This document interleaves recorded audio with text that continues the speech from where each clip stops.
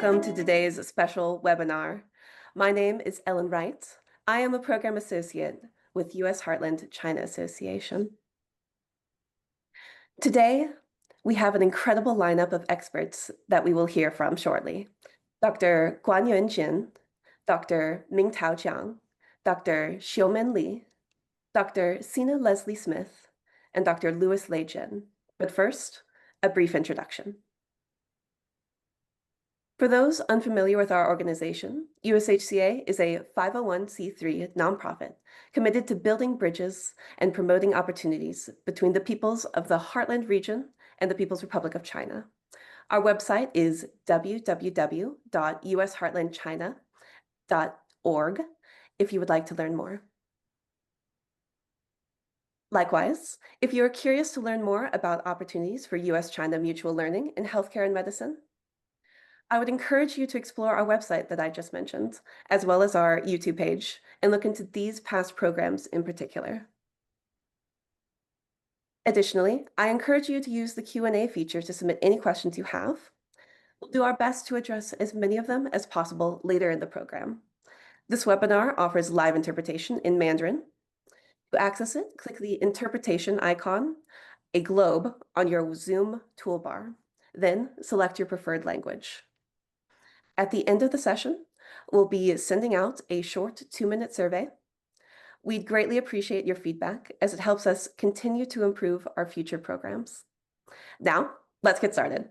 I will hand things off to our moderator for this event, Dr. Lei Jin. Doctor? Thank you, Ellen. Hello, everyone. Dear honorable panelists, colleagues, friends, and then, of course, United States Heartland China Association. Thank you for hosting this webinar. My name is Dr. Lei Jin, a fellow co-host and a panelist here, joining you from Northern Houston, Texas. Welcome to today's webinar, Ancient Medicine, Modern Practice, Traditional Chinese Medicine's Role in Modern Medicine. This webinar will be predominantly in English, but we do have, like Miss Ellen Wright said, we do have interpretation from Diana Chow. So if you're interested in learning and hearing in Chinese, 如果您说中文或者想听中文的话，请按那个地球仪转换为中文。我们今天的 webinar 会有中文的翻译服务。Before we begin, I would like to wish everyone here a happy Father's Day. Thank you for spending part of your special day with me and us, especially when my father, Dr. Guan-Yuan Jin, is also in the panel. So a special happy Father's Day to my dad as well. Put simply, traditional Chinese medicine, or TCM, is an ancient healthcare system derived from China and various Eastern Asian countries that's been practiced for thousands of years. It focuses on keeping the body in balance and maintain the flow of vital energy that we call qi. TCM includes modalities like acupuncture, herbal medicine, moxibustion, dietary therapy, acupressure, cupping, and more, all aimed at helping the body achieve its balance and stay healthy. As most of you are aware, the usage of Chinese medicine has been getting more and more popular in the West, especially here in the United States, and even in the rural communities of the America's heartland, the Midwest. It's now quite common to be used alongside conventional medicine to help manage chronic illnesses, relieve pain, and support overall wellness. Today, we've invited a group of highly acclaimed Chinese medical and integrative medicine experts as our panelists. They'll each share how traditional Chinese medicine is being used in modern healthcare, the science behind it, and what its growing use in the US could mean for the future of our medicine. After their respective representations, we'll open up the floor for Q&As. So in the meantime, you can also type those into the chat box, and we'll wrap them up with a group discussion at the end. We're glad that you're here, and please sit back, enjoy the conversations. And this is briefly our today's agenda and our starting lineup. Batting first in the leadoff spot is Dr. Sina Leslie Smith of Illinois. She will give us about 5 to 7 minutes of an overview of some essential concepts of Chinese medicine for those of you who may require a quick prior. Dr. Smith is a Chicago-based physician that's renowned for her integrative approach, combining modern practice with Chinese medicine. She is dedicated to advancing patient care through evidence-based research and education, and is recognized for her leadership for bridging cultural perspectives in the modern healthcare community. Then we'll have Dr. Mingtao Jiang of Wisconsin, Marathon Ginseng. He will touch on topics of historical context of usage and applications of this miracle herbal plant that we know as ginseng. Then we'll have Dr. Guan-Yuan Jin, my father, from Wisconsin. He will share some real-world applications and case studies on how acupuncture can be a very effective tool used in rural and underserved communities. Later, we'll have Dr. Xueming Li, a professor of immunology in New York. She will share some real-world applications and studies on Chinese herbs and how it can be effectively used for rural and underserved communities in that area. Then I'll come back and talk a little bit about how, what are some lessons and challenges that in Deep South, where I am now in Texas, how the profession is facing and how do we plan to overcome those obstacles. Then finally, we have Dr. Smith come back and recap and give a talk on her and her colleagues' recent work of a great white paper, positional paper, on the state of acupuncture in the United States currently. Then lastly, we'll have the group discussion as we proposed earlier with Q&As. Now, without further ado, Dr. Smith, you have the floor. Thank you so much. I really am delighted to be here. Let me start sharing my screen.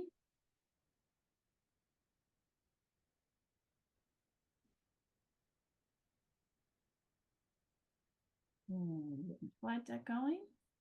There we go. Okay. Is that all right, Dr. Jin? Did I? Can you switch it to the single slide mode again? Switch them. Okay. There Thank we you. go. That All works. right. So yes, as Dr. Jin outlined, I'm going to spend just a few minutes giving a brief overview about acupuncture and herbal medicine and how that has evolved in the United States. So let's get into that. So acupuncture is one of the arms of East Asian medicine, and the other techniques include exercises, medicinal herbs. This is similar to kind of the use of pharmaceuticals and manual manipulation, physical therapy, occupational therapy, nutrition counseling, and so forth in allopathic medicine. So kind of going around the circle here, starting with the image in the upper left-hand corner, this is an image of gua sha. This is a scraping technique that we use various tools on the skin to warm and invigorate the channels. Here we see some manual manipulation of a person that can be either Tui Na or Qigong. You probably have seen images of people working together either in a gym, but more commonly in an outside in a park area, kind of doing movement medicine, which is very similar to Chinese medicine yoga. The name of this is Tai Chi. Here we see cupping. This is using suction cups to pull up issues that are kind of in deeper tissues of the body and bring it into more superficial level so that the body can do that, can take care of that. Here is moxibustion, and that is an herb. Artemisia vulgaris is the Latin term for that, mugwort, and we use that to warm and invigorate the channels, and it can be done directly where we put moxa on top of the skin. Here you see it on the head of a needle, warming that needle and bringing the moxa deep into the tissues, and it can also be done indirectly by holding the moxa above the channel. It works a little bit like a Luddite laser, so like a very old-fashioned laser. It has an infrared heat signature that's very similar to laser, so we use that in kind of a similar way. And then here you see images of things that are technically herbs, but are also largely food.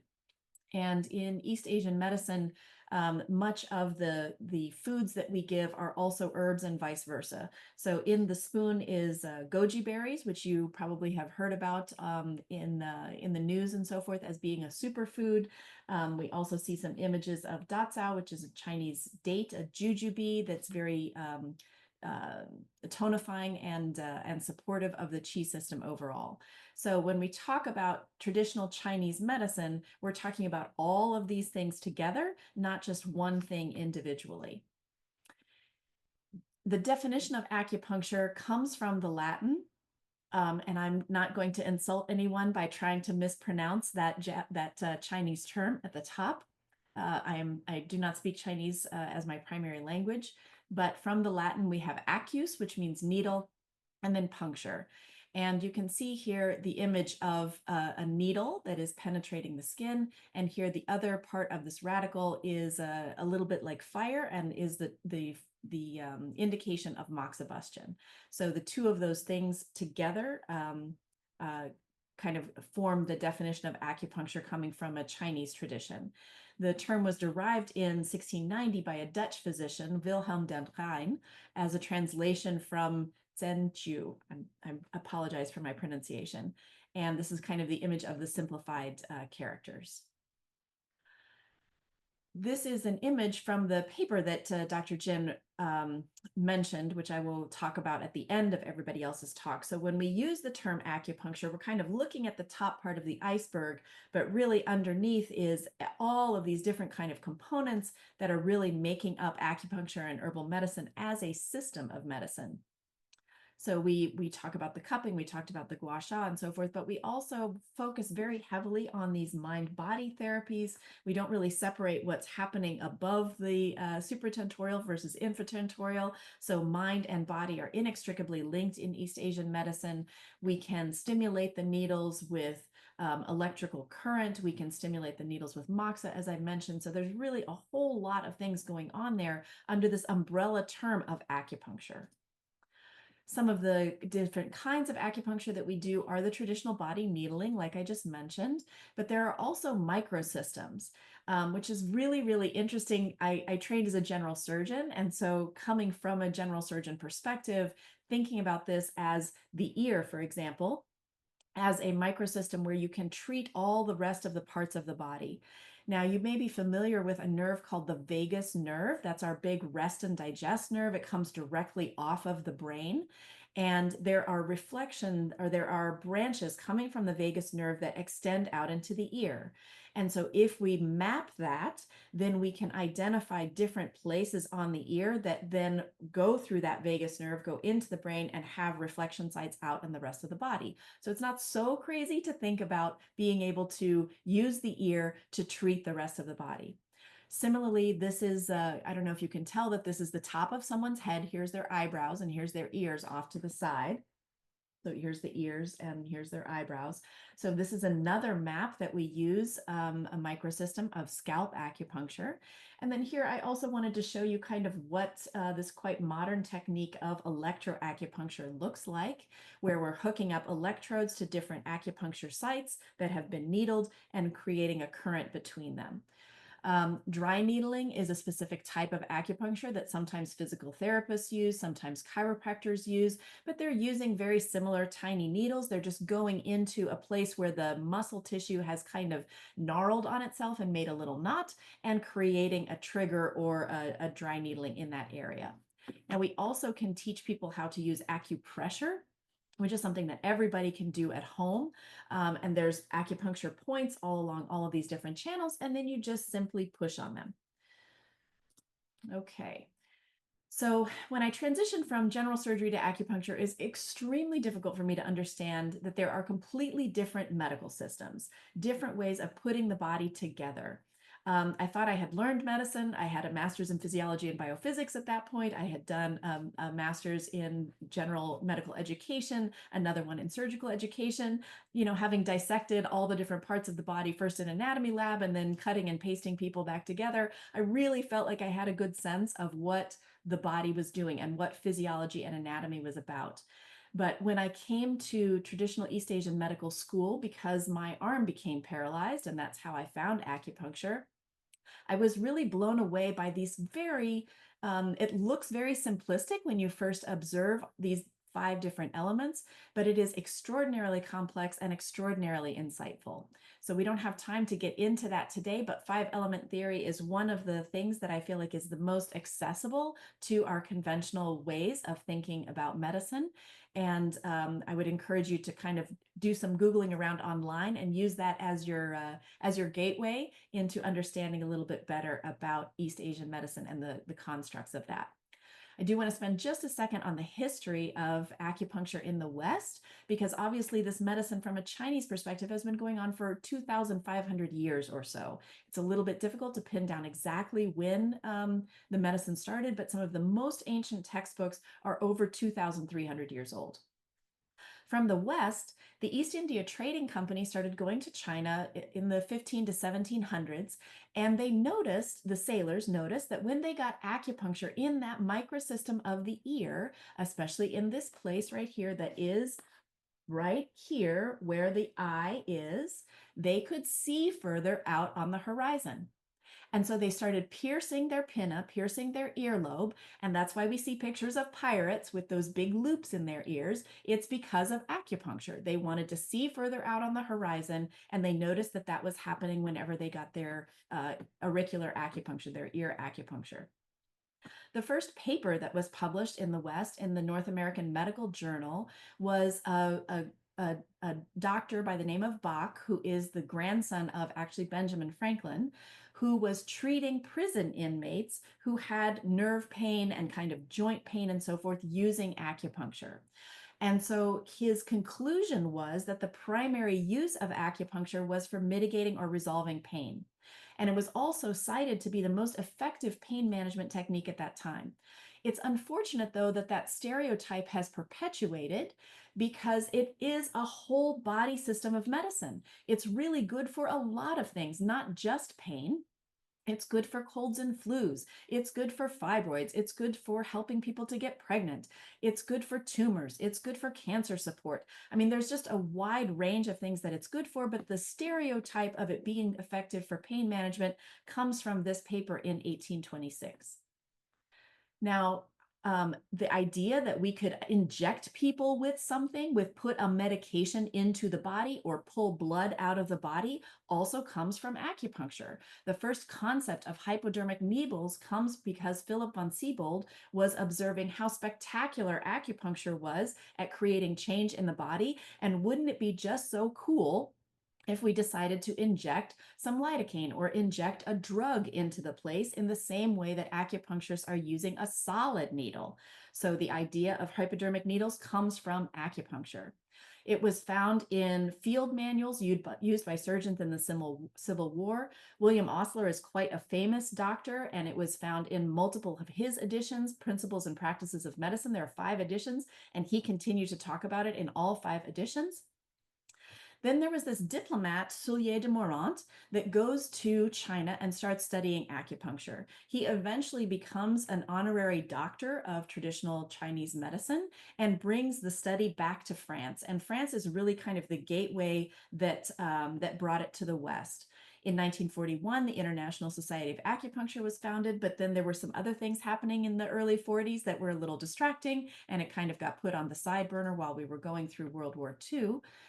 And then China kind of closed. So in 1971, under the Nixon administration, whenever the Chinese government started to open up again to the West, James Reston was one of the co-editors of the New York Times. And he went with the Nixon administration to China and had to have an emergency appendectomy while he was there.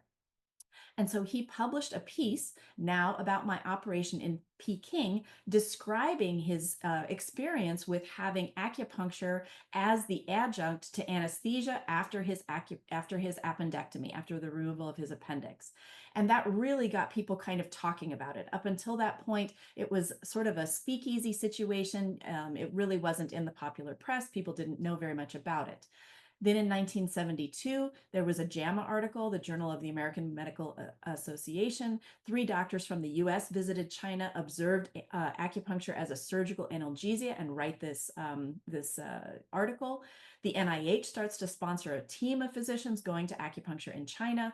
And for the first time, it was used at Albert Einstein College of Medicine for an inguinal hernia and a skin graft. And I don't know if you guys know anything about those surgeries, but those are really painful surgeries. And so the fact that you could use acupuncture for that was really quite amazing. Already in 1997, the NIH put together a 2-day consensus conference where they brought in experts from all over the country and talked about the efficacy of acupuncture and what the literature was already showing. And so this, I don't want to read this list to you. You all can read this, but it's a very wide variety of things. We're talking about everything from asthma to addiction to pain to chemotherapy-induced nausea and vomiting and dental problems. In addition, one of the cool things about acupuncture is that the adverse events is much lower than conventional therapy. There's always a risk-benefit ratio that we're weighing as doctors.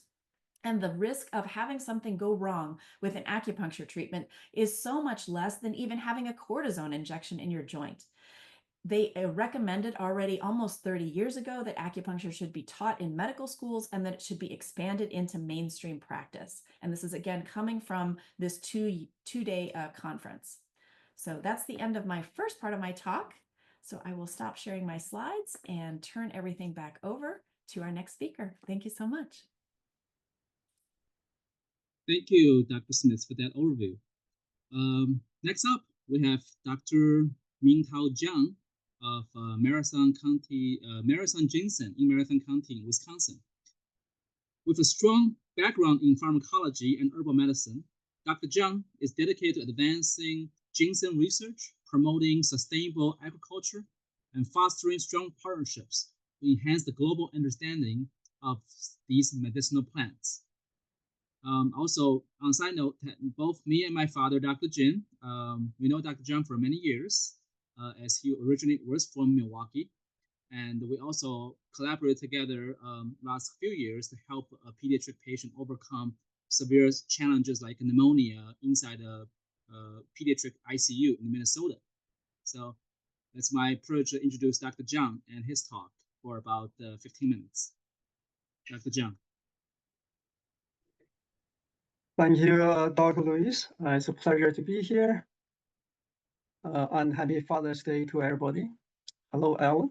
Hello, other panelists. Today, I'm going to share a little bit of history on ginseng or American ginseng. Its cultivation, its role in the US-China trade, and some of my clinical observation over the last 3 to 4 years. In one particular case from Minneapolis, right? Dr. Jin, both Dr. Jin, actually, we worked together to help revive Anya from Minneapolis. And as a result, I became her godfather. So I want to share that story with everybody. And then some of my observation, right, with how powerful American ginseng can be in waking people up from coma, from 2 close encounters from my own old professor and a nephew of thought. So I'm going to share my slides today. So I'm going to do a screenshot. Hold on. So how to do a screen share, right? Yes, there's a green button on the bottom. You can Okay, share the screen.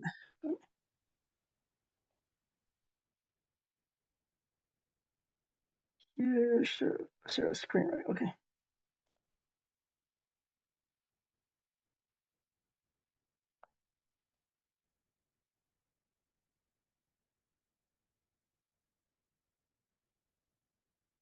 All right. You can see that all right, right? Not yet. It's just saying you started sharing. Okay, now we can see it. Yes. Okay. So this is the full screen or half the screen? This is good. Full screen. Okay then. A little bit self-intro. 40-some years ago, I was trained a physician in China, and with a subspecialty in pediatric cardiology. Long time ago, okay. Some of you are not wasn't born for sure. And then I did a PhD in Canada by 1995. Came to Wisconsin in 1996.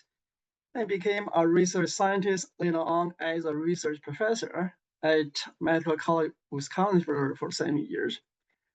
For the last 16 years, I have been a ginseng farmer and a promoter for ginseng from central Wisconsin in Madison County, the ginseng capital of America. Now, ginseng, there are two kinds of ginseng we're familiar with. It's known as adaptogen in Chinese. So I'll let the interpreter do their jobs. Adaptogen. There are panax ginseng, commonly known as Chinese or Korean ginseng. And then there is a native plant in America called Panax quinquefolius, or folium. That's American ginseng. The clinical observation I have today are mostly with Panax ginseng, American ginseng, and one case with both. Panax ginseng are better known. American ginseng are less known for one reason. They only came to China about 300 years ago.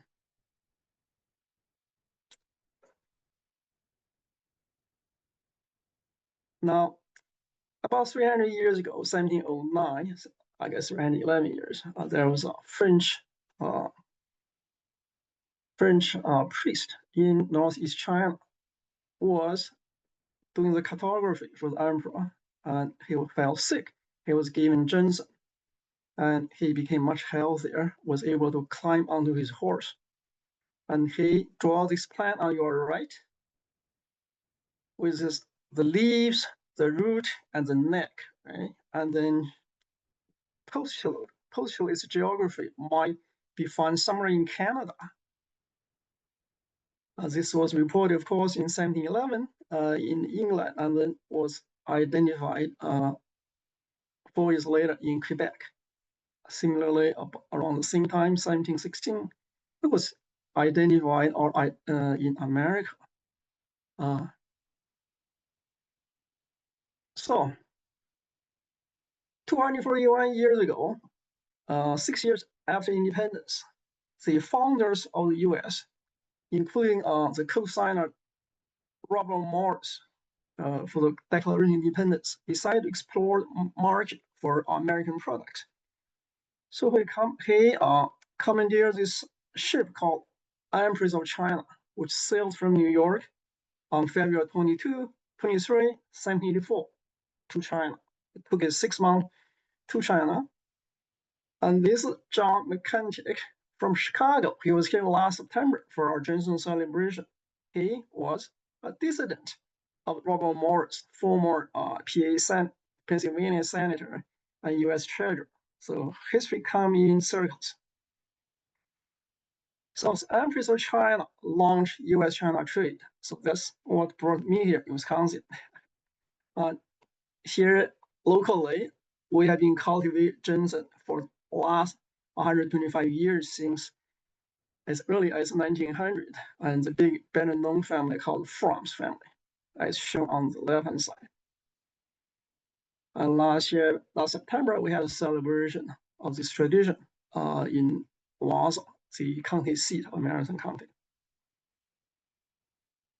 How do we grow ginseng?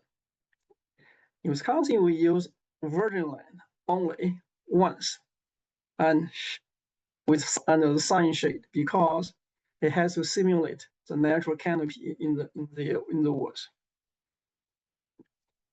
It takes about 3 to 5 years to get mature plants, and then harvested, dried, graded, shipped mostly to Asia, in particular China, which takes about 70 to 80% of our products.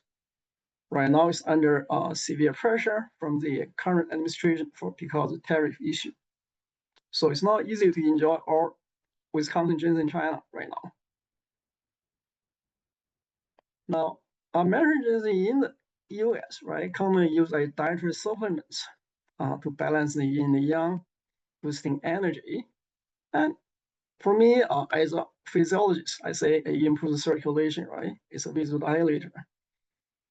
It can potentially lower the blood sugar by stimulating insulin, and then enhance and regulate the immune system through its active ingredients.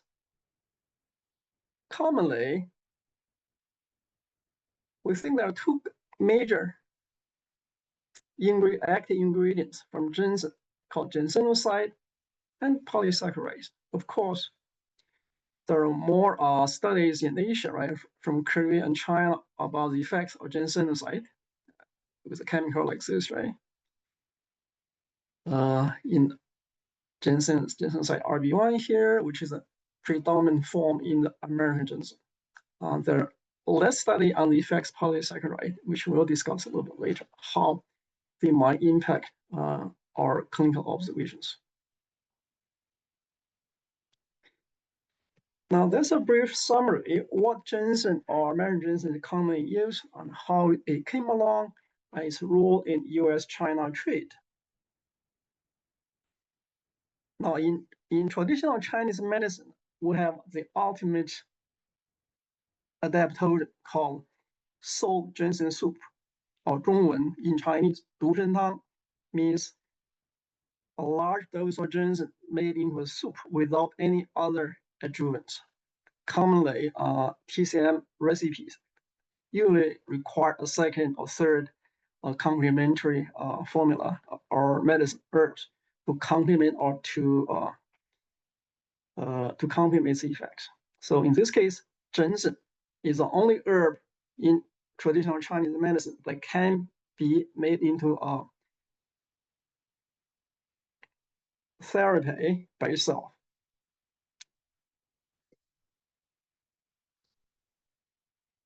So here comes the story, right? We have worked last few years with sold ginseng soup. I name it Du Shang soup. Du or Shang is a slang for ginseng. In this particular case, Dr. Jin, both Dr. Jin and I, we worked together right from the beginning to her full recovery. The two fingers here from stepdad Jeff, that's mom, Meg in the middle, that's me here, and that's Anya. Two fingers means what? Jeff said, we have proven the doctor wrong twice. Anya was declared brain dead in 2018 because she's a leukemia patient. She was declared brain dead after chemotherapy overdose by its doctors. She came back 1 month later and went back to school in 3 months. That's 2018. And then in 2022, actually, yeah, 2022, she had a terrible, terrible pneumonia. Doctor deemed her terminal because she had multi-organ failure. So we gave her ginseng soup again, sold ginseng soup, made of 30 grams of American ginseng, 5-year-old American ginseng. That's July, that's August. She woke up, recovered by mid-August from mid-July, and was released from ICU in September. So this is a brief story, but here's a full story in the video form you can watch, about 3 minutes.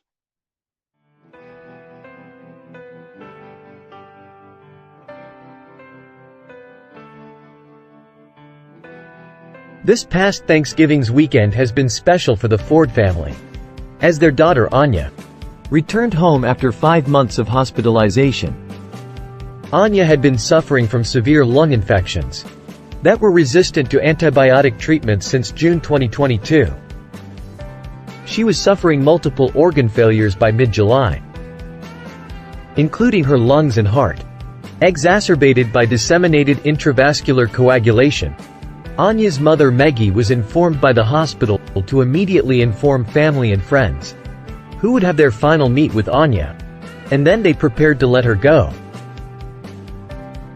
Maggie called her friend Ming Dao Zhang, MD, PhD, founder and president of Marathon Ginseng International Inc., who had helped them revive Anya from brain death 4 years ago. Dr. Zhang first encouraged Maggie and recommended 30 grams of American ginseng. Then Maggie and her husband Jeff invited Dr. Zhang to participate in a hospital's grand consultation. Dr. Zhang asked them crucial questions in the consultation and shared his observations of Anya's responsiveness. He was confident that the ginseng soup was buying them time for antibiotics and other treatments to work, even while doctors were not very positive and prepared to give up on her. You're talking about maybe it's just time for us all to give up and let's see what we can do to make Anya comfortable until she passes away. And I said, nobody in this room is going to play God. Nobody is going to be God. I said, some of you are some of the same doctors that 4 years ago sent this girl home to die. And here she is. And nobody is not going to treat her for her survival. We will let her body tell us when it's time, when we might give up.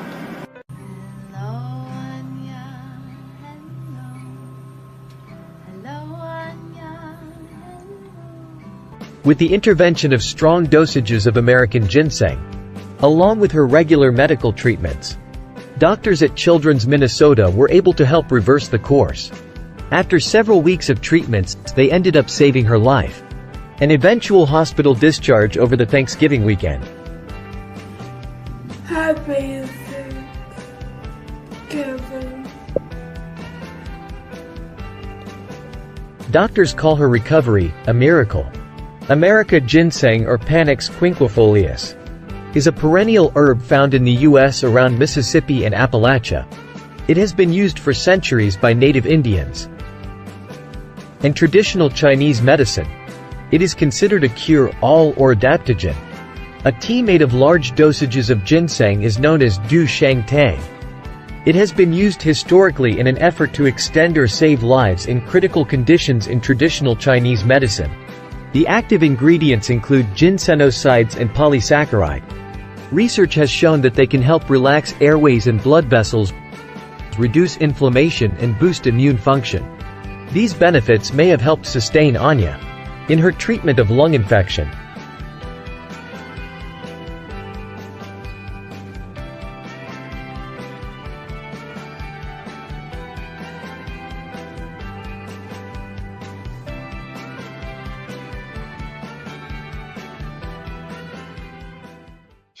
This is a story of Anya. We saved her twice. Once because of chemotherapy overdose, she was declared brain dead. And the second time, she had a terrible pneumonia which led to sepsis.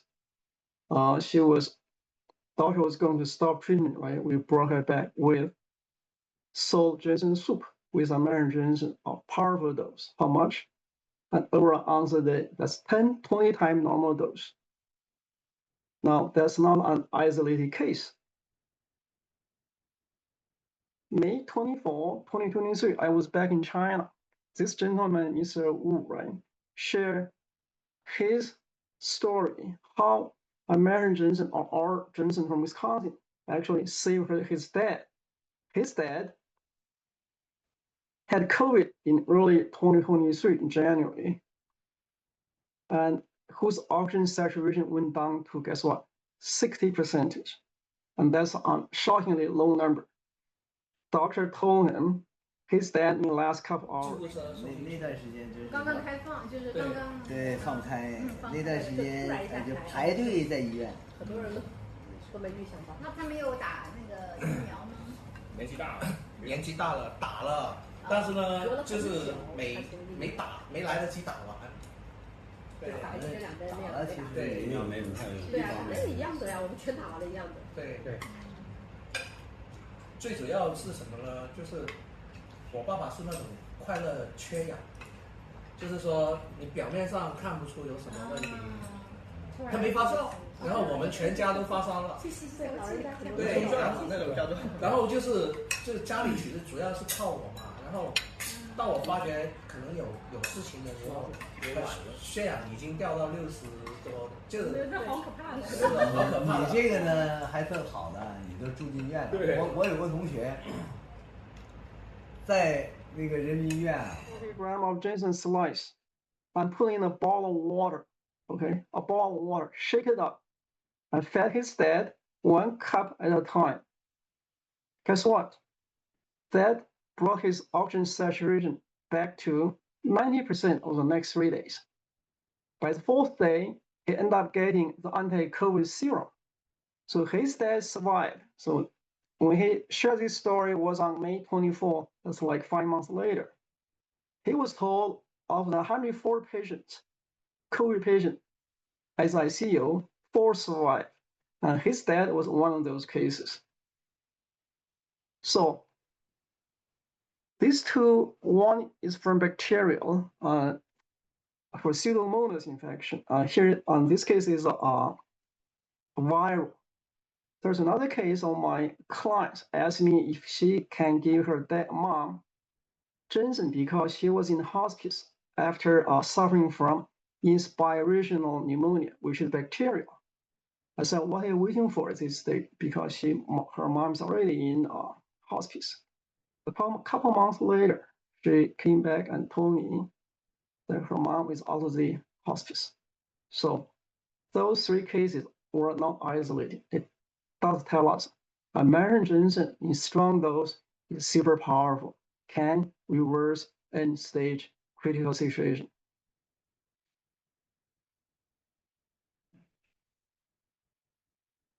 Now, I have presented mentioned last 3 cases of how soy ginseng soup or how large dose of American ginseng reverse the clinical outcome of severe pneumonia. Now, these 2 cases actually how American ginseng woke up 2 patients from coma, and they are both close to me. In the picture here, Dr. Shen, my old professor from 40 years ago in China. He had a severe stroke caused by a stent failure. Doctor put stent in his brain, which resulted in rupture of the vessel, causing a massive bleeding, 250 ml. So he was in coma for a month. So his wife contacted me, see what we can do. I said, let's check with the TCM doctor, right? Do a consultation. As a Chinese doctor to come in, do the consultation. The prescription came back with 15 grams of panax ginseng or Chinese ginseng and 15 grams of American ginseng. So she made a soup of it. And this one went on the next week or 10 days. So my professor woke up. So by May, that's like 3 or 4 months later, right? When I went back to Jinan, China, so he was so happy to see me. So you can see how powerful American ginseng can be altogether with panax ginseng. And then in September, last September, my own brother-in-law's nephew, last name Lin, suffered from a heart attack, which caused him to be in coma for 5 days. I guess due to hypoxia after heart attack or heart stop, cardiac arrest. So out of desperation, my sister called me up by September 15, August 15 in Chinese calendar, 中秋节. So what should we do? Because the hospital was considering to stop treating him. I said, well, give him 30 grams of American ginseng, made into a soup, and see what happens. Guess what? He woke up that night. So enough food for thought. Now, how does ginseng do that, right? It had, we mentioned it has ginsenoside, it has polysaccharide, could be an immune booster, could do a vasodilator, right? We know ginseng actually causes release of nitric oxide from the lining of our blood vessels or the lungs. Nitric oxide can relax our airway, can relax our blood vessels, and that may help how it provide the vasodilation or the arterial vascular, bronchial dilation effect we see in the case of Anya, which help her overcome the infection. Now, nitric oxide is a miracle molecule because it is also found in the brain as a messenger. So we figure by producing a large impulse of nitric oxide from the brain vessels, it may serve that messenger to wake the patient up. So both sides of the story, right? Nitric oxide may play an important role. There might be other explanations, but at this time, I speculate nitric oxide may play the more critical role here, especially on a short-term basis. When waking up a coma. In about 1992, the enzyme that synthesizes nitric oxide was identified in our brain system. So that provides the biochemical basis. Nitric oxide is the second messenger, and ginseng can boost its production. So when ginseng in such large dose, its effects is supernatural. Along the same token, right, nitric oxide or Viagra which is better known for. Viagra is better known to stimulate production of nitric oxide in the male organ. Now, Viagra is also used to treat primary hypertension due to hypoxia. Can be used for high altitude sickness. So I believe, I speculate, nitric oxide play an important role in its effects in waking up the patient from coma and effects on the cardiovascular or cardiopulmonary effects. To conclude, I would like to share these two words with us. First of all, never underestimate the power of ginseng or American ginseng, particularly in this case. And secondly, never underestimate our innate vitality for survival. As you see, those patients, right, are all in terminal phase. A large dose of American ginseng were able to revive them. So our innate vitality for survival, our qi in Chinese, is super important. Sometimes it's suppressed by sepsis, infection, or tumor, right? And all it takes a powerful agonist, in this case, American ginseng. I'll stop here. That's food for thought. The some of the products we provide, in case you're interested. Thank you. Thank you, Dr. Jiang.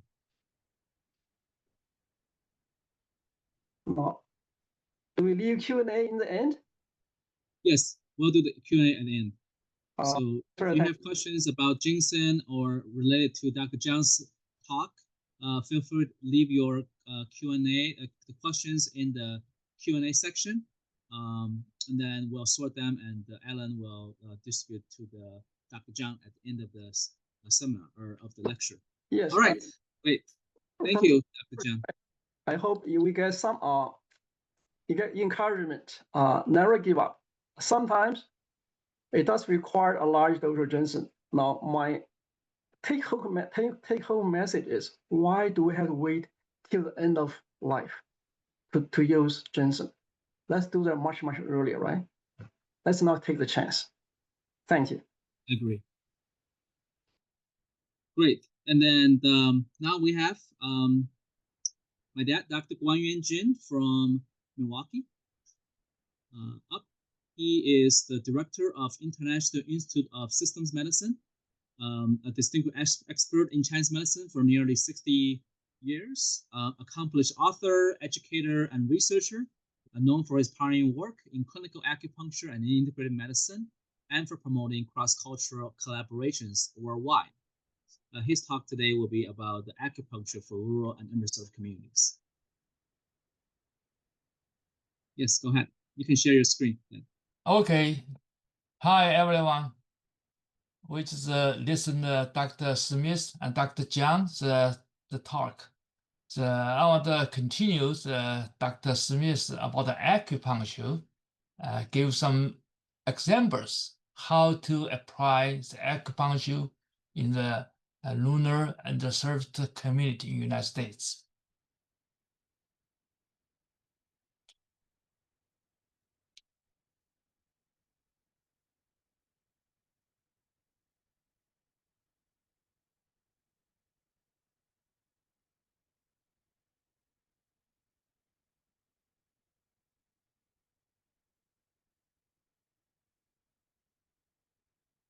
I first introduce some acupuncture effects. I summarize there are 4 aspects. 1, for pain relief, analgesia. This most people understand or they have the experience also. Then second one, it can promote circulation. Third one is like a visual regulation. Acupuncture can help like an internal organ function, like constipation or diarrhea. Faster heartbeats or slower heartbeats. This is bidirectional regulation.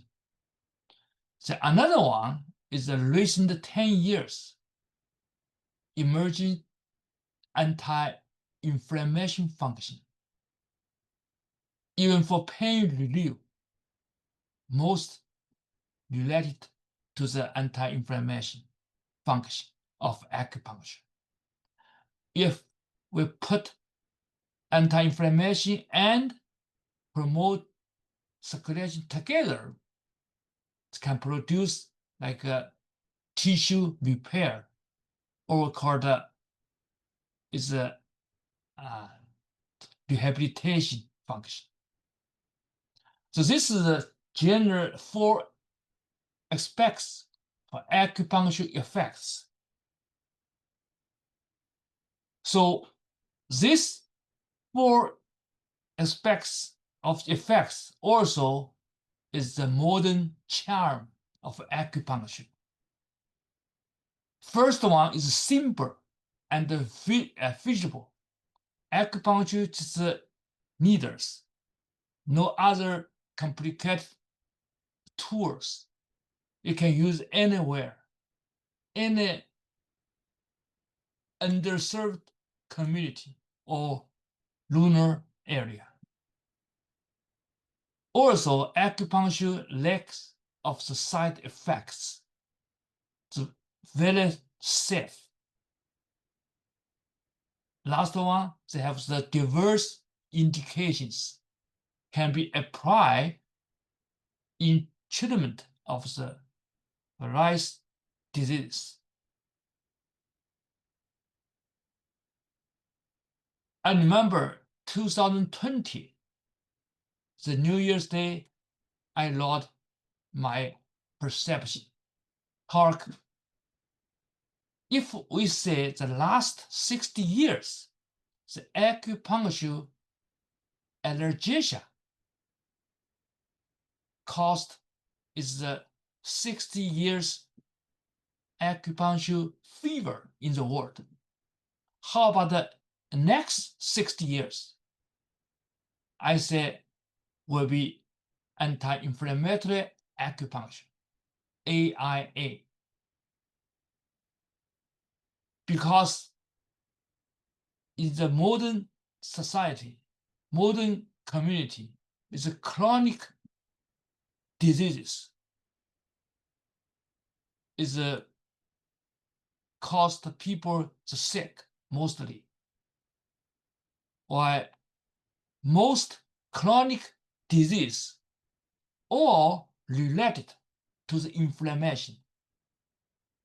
Inflammation is like a disease roots. So acupuncture has a function treating inflammation, so will be very useful for the next 60 years in the world.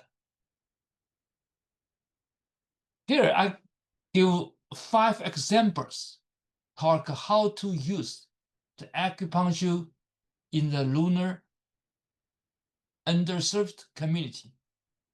First is for acute appendicitis.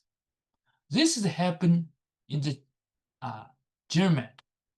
This is 1957, I think, 1956. Because it's one winter night, the Dr. Clark, visiting the home as a 9-year-old boy. He lived in the suburb. The boy gets the acute appendicitis, but without operational condition, cannot do surgical removal. Dr. Clark used 1 point on the boy's leg. They called the Lei point later. Exactly is 2 inches below ST36, 朱三例. Just 35 minutes stimulation. The pain, abdominal pain, gone.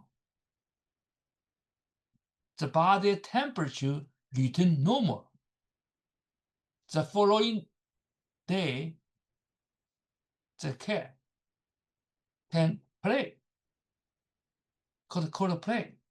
So after that, Dr. Clark used same points to the many patients, 35 patients treated the same way. Some patients, after the pain gone, he still observed under surgical time to check up the appendix, no inflammation, turned to normal. So after that, the following year, then the technique come back to the China in newspaper Shanghai published.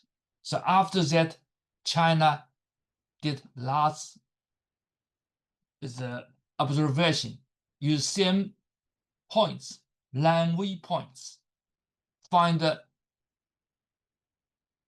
very effective to the last problem for chronic appendicitis or even some abscess.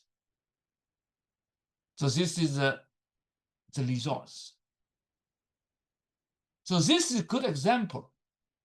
Just mean the acupuncture, because very simple and feasible, so can use anywhere, even no condition like hospital, no hospital condition.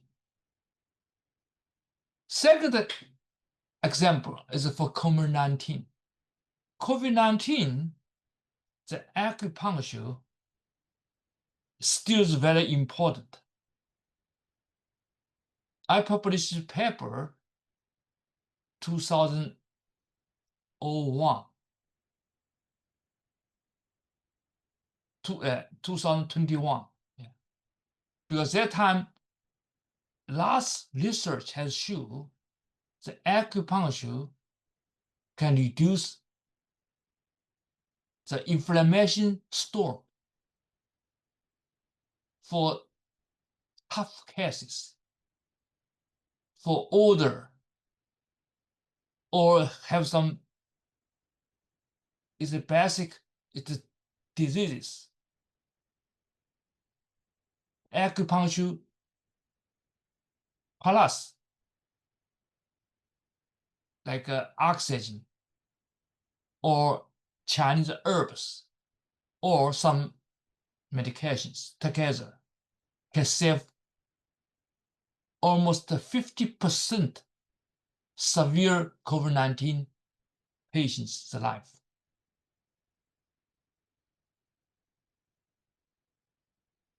This is the article we published Louis and me, we publish, we talk the acupuncture or Chinese herbal medicine. Both is good strategy for infection with COVID-19.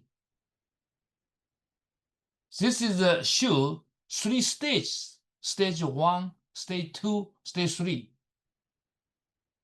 Usually, Chinese herbology, in first stage, the strategy is reduce or remove the toxin, detoxing. Detoxing is for early stage COVID-19. The second stage, the treat lungs and intestine together. Then third stage, late stage, we should cooling the blood, remove the stasis.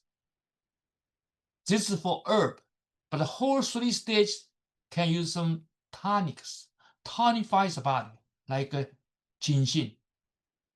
In the United States, we use the ginseng, like American ginseng. Dr. John just recommend. This is very good because they can regulate the immune system. This is for if we use acupuncture. Here we show at the first stage, second stage, we can use acupuncture, most stimulating the sympathetic nerve to raising immune system. Then for the mid stage, we can regulate the lung and the intestine function. We can stimulate some we call the acu-reflex points corresponding to lungs and intestine. Or we use the lung meridian or use some spring meridian. Then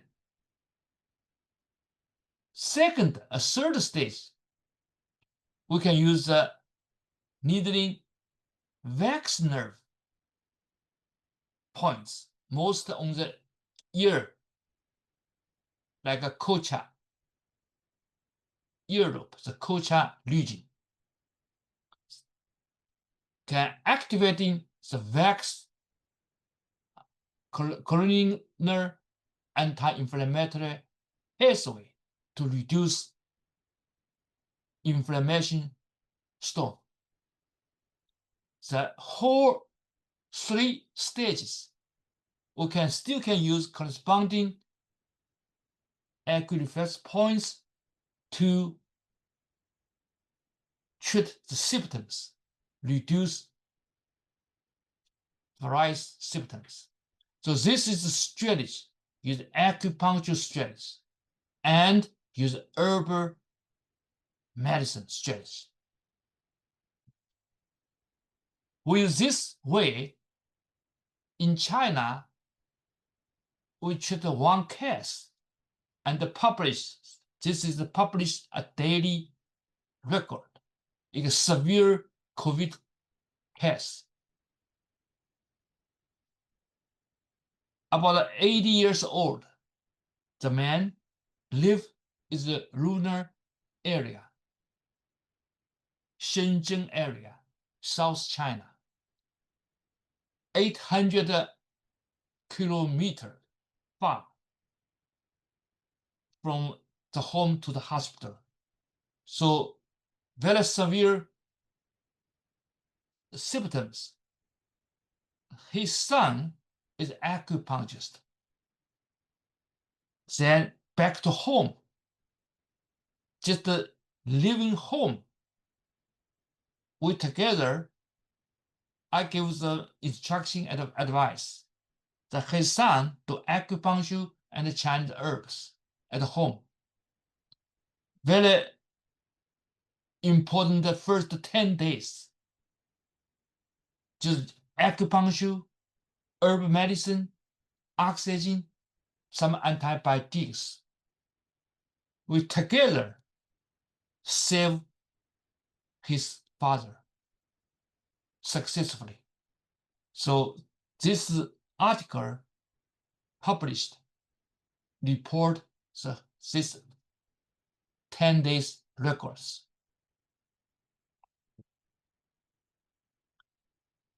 Acupuncture also can use acute chronic pharyngitis. Pharyngitis, even lots of people, even the mild COVID-19, very severe pain. The acupuncture works very good. We can use some points on the thumb. You can see the chart. These points, 少双, 中双, 老双, all can use. Or we just stimulate the ear vagus nerve. You can see the red dots on the chart. Very effective, immediately can control the pain and recover whole symptoms. This article we publish also. Third case example is a heavy uterine bleeding. This is happened 2019. A lady, 45 years old, from Taiwan. They're traveling to Wisconsin. I live in Wisconsin, Milwaukee. Then just for the summer, continue education. She come. She didn't buy medical insurance, but get very heavy menstrual bleeding, uterine bleeding. She scheduled the medical cost too high, so didn't go hospital. So come to my clinic. The very heavy bleeding. She needed every hour change the pad. When she come to my clinic, you can see very pale the appearance and the sweats, dizziness, fatigue, very dangerous. I recommend her to emergency first, but she reject. So I gave her acupuncture, ear acupuncture and body acupuncture with electrostimulation. 30 minutes. Ask her back to home, take some sugar, water, and keep very strict observation. The following morning, she came. She said, after acupuncture, bleeding stopped. So just one more session, she recovered. So this is a very good example. This means even no medical condition to emergency condition, the acupuncture sometimes still working.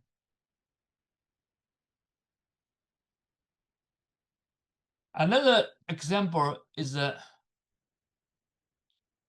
unilateral stone.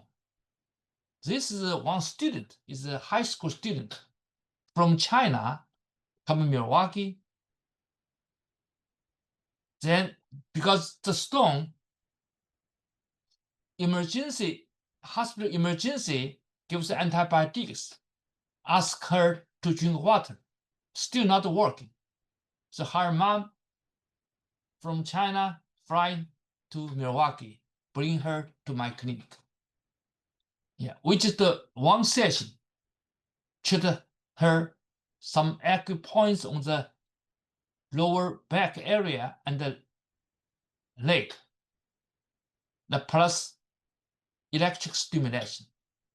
After session, she back to home that night, just come last urine come out.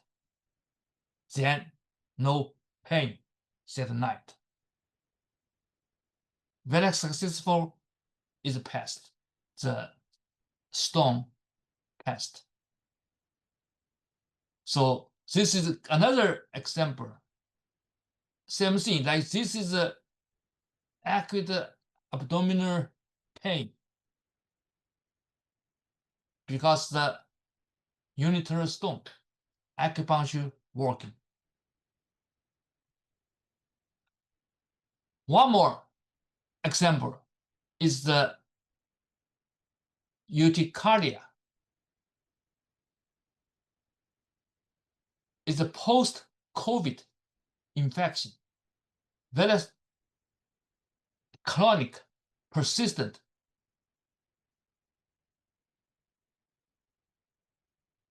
She gets a skin allergy almost every day. We use acupuncture. First, use some body acupuncture. First time, combine ear acupuncture. Then, second time come, I just use ear acupuncture. Each session, neither in just 10 to 15 minutes, or skin rash or gone. Almost each session like that, very significant. You can compare very quickly. So these patients come here because after treatment, immediately gone, but the following day, then rash come again. Different parts of the body. With this technique, treat her, continue like this is one session. This is the fifth session. You can see with the ear acupuncture, a little blood pricking. Not too much, a little bit. You can see compare before, after the rash gone. This is the 8th session in the back area with just a little blood pricking. So this is a very good one. Can help the allergy. Similar case. This is an old lady, around 70 years old. She has chronic facial allergy. Just use, you can see the before. I treated her just a 1 month ago. I visited China. She had similar treatment before, not working very well. I just because taught acupuncture in Beijing, she come to learn from me. So I give her demo, the treatment is ear acupuncture. After that, she feedback, just 2 sessions, she almost recover completely. So acupuncture is very good for a variety indications, including the skin issue and the internal organ issue, or like a COVID-19. So this is some my experience I want to share with you.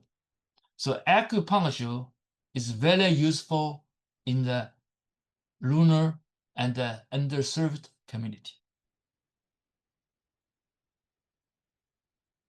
This is why I say anti-inflammatory acupuncture will be maybe lead next 60 years acupuncture fever in the world. The acupuncture we can integrate to the mainstream of medicine.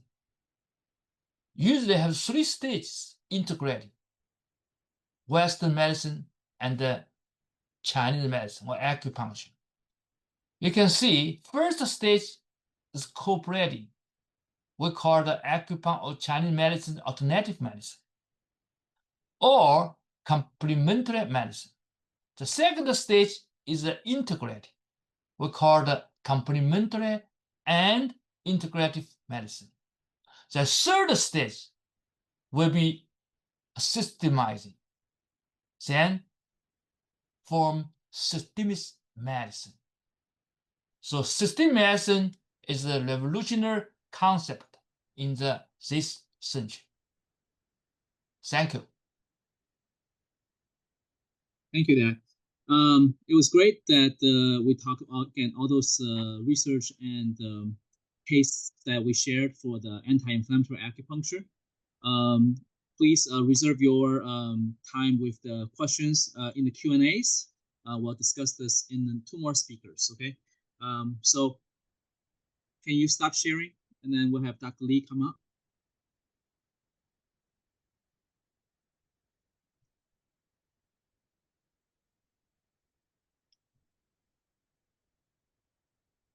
Okay. So Dr. Lee, we're running a little bit behind on time today. So if we can just try to speed up slightly everyone's next 2-3 speakers. Thank you. And then Dr. Lee is a professor of allergy and immune system in the focus using herbal medicine in New York Medical College.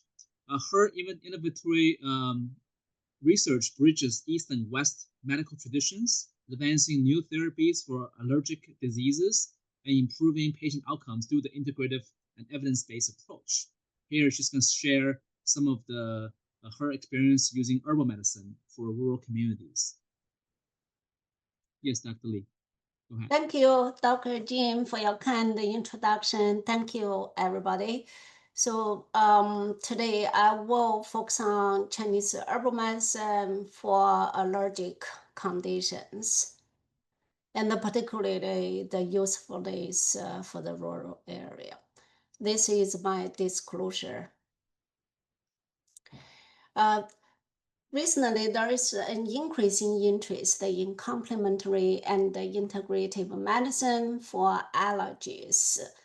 I have a pleasure working with Dr. Engler, who is an immunologist, on a book chapter titled Complementary and Integrative Health in Mid-Tones Allergy, edited by Dr. Burks. This book is a textbook for the medical school students who are interested in complementary medicine. We included over 10 modalities of complementary and integrative health. As you know, traditional Chinese medicine is a main component in complementary and integrative health. According to NIH's definition, TCM is a medical system that uses a variety of physical and psychological approaches to treat and prevent health issues. As previous speakers already mentioned, that traditional Chinese medicine modalities include acupuncture, pressure, herbal medicine, Tai Chi, Qigong, and so on. So today I will focus on herbal medicine and the particular condition on allergy. So allergy described as by immunologists as a global pandemic of non-communicable inflammatory disease. According to World Allergy Organization, it was estimated that over 90% of the world's population is affected by allergic diseases. Allergy it manifests where the body confronts the environment, including nose, eyes. You know that's allergic rhinitis, seasonal allergy by skin. You'll see the eczema, airways, eczema, digestive system, such as food allergy. Currently, the approaches include avoiding triggers. This is still a mostly effective approach, and use corticosteroids, antihistamine, and other medications, also immunotherapy and biologicals. Nevertheless, there is no conventional cure on the horizon. Here, just an overview of our understanding of mechanism of allergic diseases. There are a few components involved in allergic reactions. One is IgE molecules that bond to mast cells through the receptors. When this stage called sensitization, in this situation, individual exposure to the allergens will trigger mast cell degranulation and release mediators. The most important mediators is histamine. These mediators trigger clinical symptoms, including food allergy, urticaria. Dr. Jin just mentioned the condition, and allergic rhinitis, asthma, and dermatitis. In the perfect world, no one's supposed to get an allergy. Why? Because we have a balanced T helper 1 and the T helper 2 immune system. So the Th1 produces interferon gamma IgG and protect us against the virus. And the Th2 produces Th2 cytokines, IgE, and mediate anti-parasitic infection. However, when either Th1 or Th2 overproduced, they will cause diseases. For Th2 overproduction will cause allergy. Here is the general idea about topical dermatitis that will be a focus of my today's presentation. In the U.S., the prevalence of topical dermatitis is in adults is over 16 million, and 9.6 children. The most clinical symptoms is itching. These itching symptoms largely affect people's quality of life. What about the distribution of eczema? You can see here, general population is 10.7%. Over 11.5% will marked as red, and then 10 to 11.5% in green, and below 10% will be blue. But basically, it's every state will have eczema, and there are few states either in this area and here have a higher prevalence.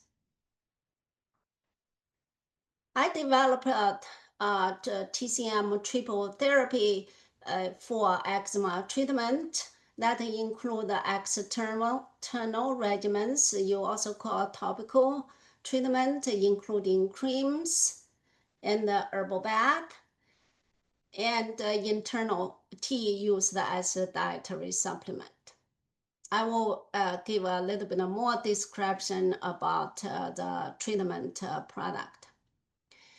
We published a paper a couple of years ago in Annals Allergy, Asthma, Immunology To summarize traditional Chinese medicine for food allergy and eczema, we include the treatment modality, including external and internal treatment.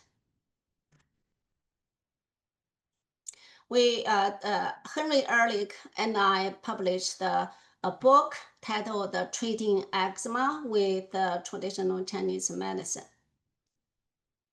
Here, just to show you an example of treatment effect. This is a 34-month-old girl during the pandemic at that time had severe eczema due to topical steroid withdrawal.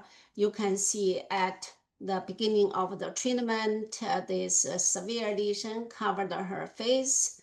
This 2 weeks of treatment and 1 month of treatment and 2 months of treatment.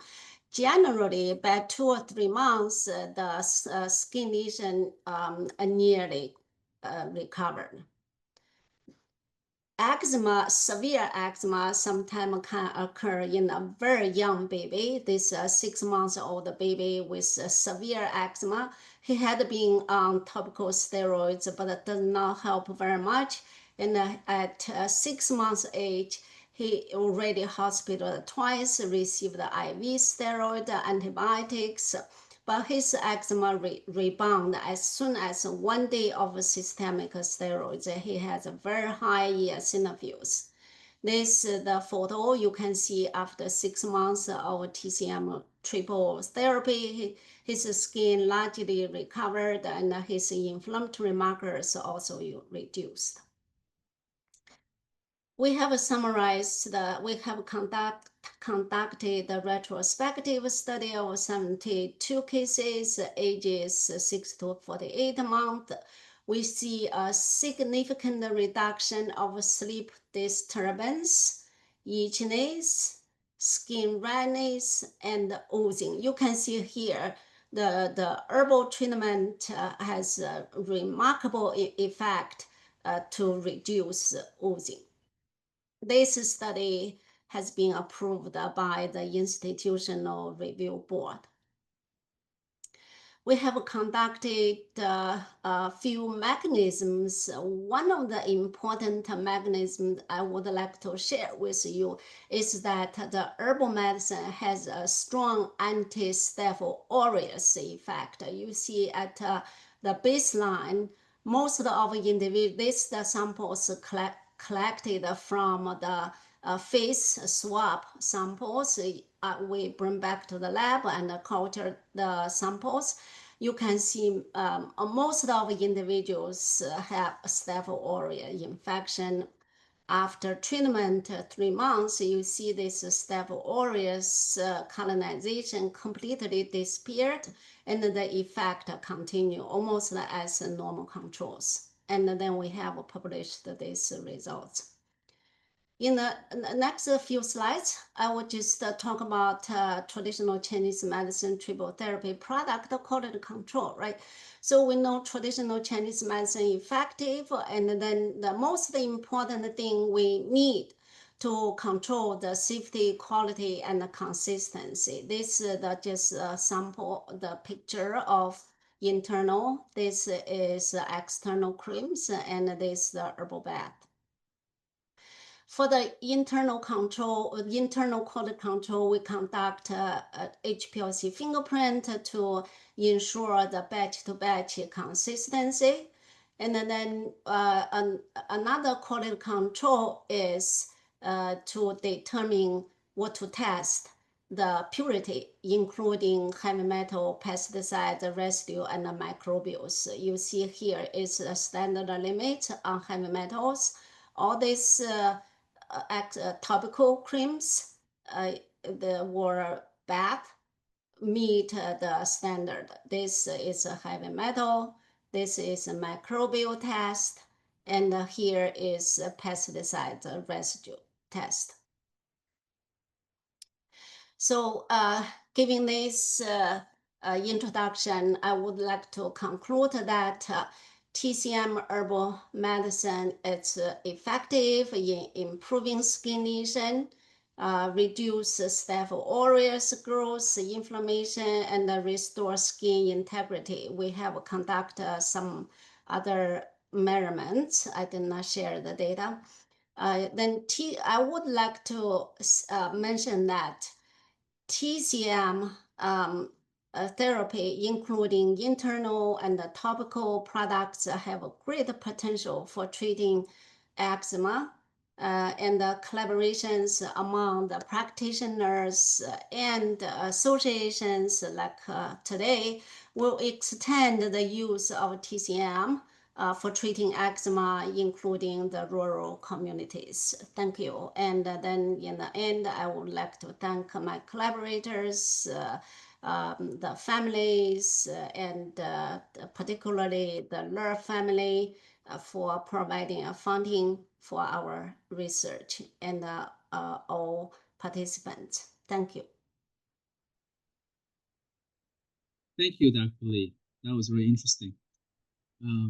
Definitely, we'll like to see more of those type of collaborations between research and bridging the gap between evidence-based study to more clinical applications and helping, of course, there's a lot of young kids suffering from allergies, so that's always a big group of underserved and the population that we need to focus on. Okay. Ellen, are you there? Yes, I'm ready to share. Okay. So I'll just go very brief on my side, and then we'll have Dr. Smith coming in to shortly to give a recapping of the state of acupuncture in the U.S. So for myself, for those of you who don't know me, you guys can go to our website, woodlandsacu.com, to learn more about myself. My talk briefly will be talking about some of the experiences that we have experienced here by Houston, in the rural area of Houston, the Woodlands, about an hour north of Houston. Next, please.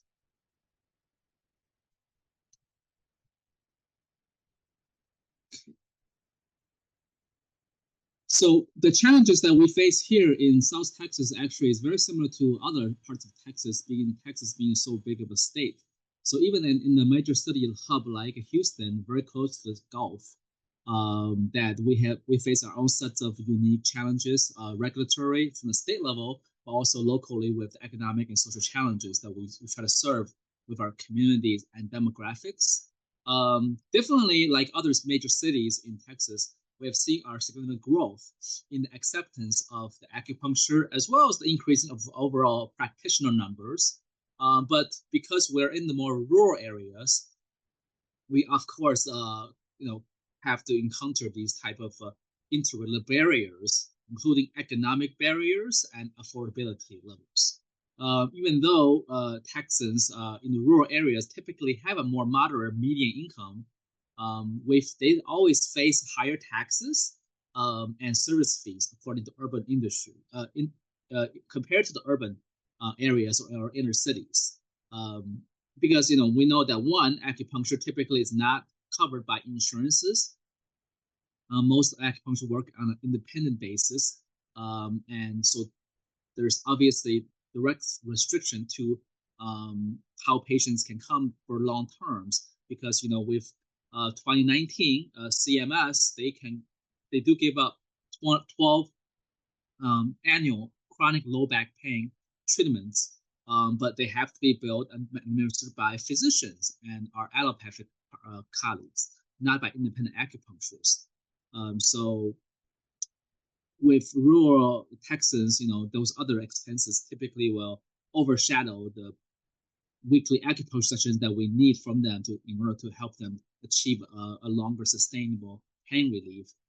So that's difficulty there, number one. Two, of course, because of the accessibility of it and the shortage, even though with the growing of the acupuncturists nationwide, it's relatively still scarce.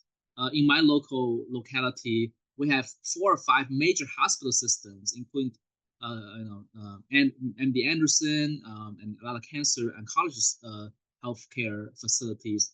Only really one of them that offers affiliate acupuncture clinic, right? So, and then of course, because we're rural and not many ground transportations are ability to transfer those people to those areas. And Texas infrastructure with traffic is an issue. There's more and more people moving here, and the roads are not really ready made for that. So all those things that people have to stuck in long distance traveling, lack of qualified practitioners in this area in South Texas, becoming challenging for an acupuncturist to serve as a rural community. Next slide, please. And then also, of course, we talk about the disparities between the number of acupuncturists, only about 2,000 of us in Texas as a whole versus that much of population growth. And the patients sometimes rely on themselves too much or their community, including sort of social media for recommendations, or they do, quote unquote, self-Googling and groggling to see what they can do themselves instead of consulting with an expert or at least a qualified practitioner in their locality is an issue, especially dealing with issues like herb-drug interactions, which can be severe consequences if not treated by trained practitioners. Occasionally, ethnic markets and products, even though they are locally grown, we want to support those businesses. They do offer sometimes uncontrollable such circumstances or unverifiable herbal products. And they label them herbs, but they don't specifically what kind of herbs. They're without proper labeling. That patients have a health disadvantage in those underserved areas. First of all, because they can't find a quality provider in their area. So those are other things that we have to worry about as well. Next slide, please. Then the integration system to the Western healthcare in the Texas especially is a little more difficult because I'll explain the next slide, the regulatory restriction that the place under for acupuncture in Texas. We don't have that much of a or comprehensive scope of practice compared to a lot of other states that neighbor us. So, the conventional doctors typically look down on TCM as a whole. So hopefully that's being addressed, hopefully in the future, as more younger people come up to our conventional medicine healthcare model with a broader understanding, open mind to these alternative medicine and complementary medicine like TCM. So then, then there's more of a ground level of communication between them, helping the patients avoid those misinterpretations or missed opportunities or miscommunications, especially around when I talk about herb-drug interactions and post-operative management. Next slide, please.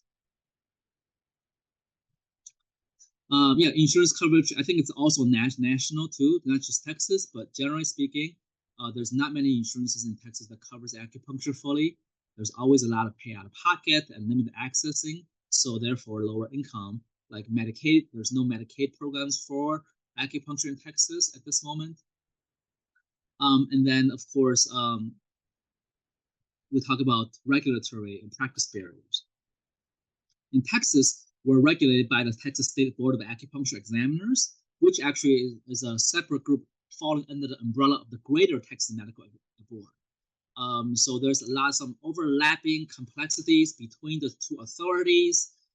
So there's some red tape there and fees for our practitioner to renew our license. Even for me as a transplant from Wisconsin 2 years ago to Texas, I have to undergo a lot of scrutinies and licensing issues. And Texas is only one of a handful of states that requires all 5 of the modules being passed under NCCOM, and as well as there's pretty strict discipline oversight. I mean, some of them is good for the public safety, but there's a lot like things that challenging to make it less barrier or more barrier for the practice to flourish and grow in Texas. So again, this is not a short-term issue.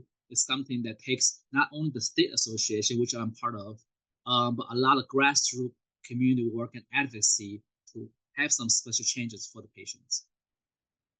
Next slide, please. So some solutions that we have started doing, not just as a state organization, but mostly as just individual practitioners in our northern Houston area, is we're looking at different things about outreach It's like, for example, we have a lot of ranchers and farmers here in North Houston. So we're looking at something like a working class type of specific custom-based programs, including self-acupressure classes for labor-related pain. Like I teach palm qigong for people with always work their hands, right? So there's different things that they can do to learn, not necessarily have to rely on acupuncture treatments, but a lot of times if they do some things themselves that we teach them to do, and they can still get some information and some healing. Then we also look at what are other things that we could do as a whole, not just relying on pharmaceuticals all the time. We teach them, if they're already eating well, then we teach them certain types of dietary things related to their Tex-Mex based healing foods, right? Like bone broth, cinnamon for circulation, turmeric for inflammation control.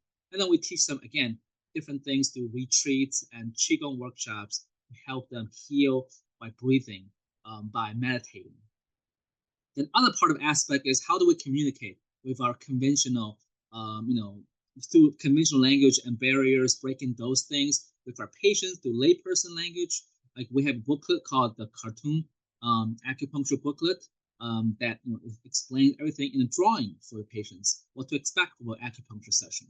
Then with a conventional methods, we have something from American Society of Acupuncture, a white paper, and also Dr. Smith will talk about their paper that they had for State of Acupuncture. There's different things we talk to our conventional colleagues in the language that they understand. So not just the traditional Chinese words of synonyms like qi or blockage or meridians, right? And then the fourth one is mostly active mobile unit. Because Texas is so big, we can sometimes have bring healings to our patients. So creating those mobile units are very helpful as well. And then last one, I think. Next page. Yeah. So summary is, again, it goes back to how do we really try to get quality access to rural areas, especially Texas. I think we need to look at improving the outcome and accessibility by being proactively seeking collaboration with our Western healthcare providers and colleagues, hosting retreats, not just for our patients, but also we ourselves. We get stressed and overworked, right? Me as a trauma-informed care acupuncturist, I understand perfectly how practitioners and colleagues ourselves are overwhelmed sometimes. Lack of field resources. So half the time we rely on our state associations, but also our partners and our practitioners in our localities. Reach out, do a social coffee or lunch, learn more about their clinics and practice, and see how you can work together in synergy with them. Then, of course, offering those workshops for laborers and ranchers deploying mobile clinics are something that we can find and innovative to help the underserved and the rural communities. And then, of course, like my father, Dr. Jin, said that one time, with each American patient that allows him to needle their pain and suffering away, the bond of friendship between the United States and China or East Asia grows ever stronger. Thank you. And then finally, we have Dr. Smith coming back to give us a recap of the state of acupuncture. We're about 15 minutes behind our normal schedule, so thank you again for hanging on. Leave your Q&As in the Q&A box, and we'll get to them as soon as we can. Some of them are already being answered by text if you don't want to wait. So otherwise, we'll come back in about 5-6 minutes when Dr. Smith finishes up. Thank you so much, Dr. Jin. Did I do it correctly this time? Do I have the display in the right place? Yes. Okay, great.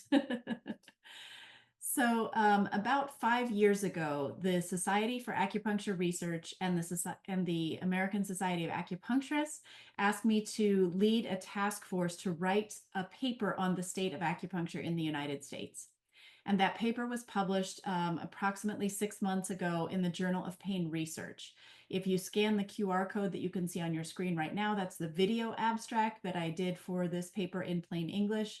And then also, as I'm going through the talk here, there will be QR codes for the paper that you can download. It's open access, which means that it's free. You can read it. And it is written in largely plain language English. It's not, it does have some scientific data, but it's written in very plain English.